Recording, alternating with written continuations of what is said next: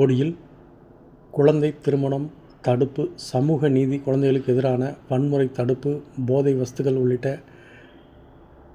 தீய பழக்கங்களிலிருந்து விடுபட வலியுறுத்தி மாபெரும் விழிப்புணர்வு பேரணி 3ஆம் தேதி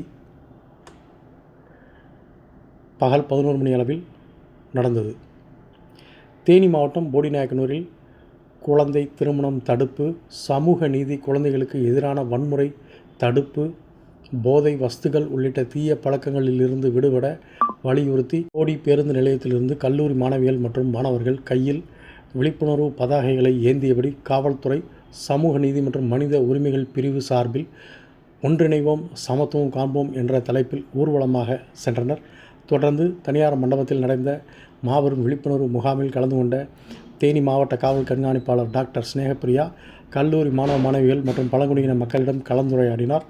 மேலும் தேனி மாவட்டத்தில் அதிகப்படியாக குழந்தை திருமணம் மற்றும் சாலை விபத்துகள் நடப்பதாகவும், இதை தவிர்க்கும் வண்ணம் அனைவரும் ஒன்றிணைந்து செயல்பட வேண்டும், போதைப் பொருட்கள் பழக்கத்திலிருந்து இளைஞர்கள் மீள வேண்டும் என்றும் தெரிவித்தார்.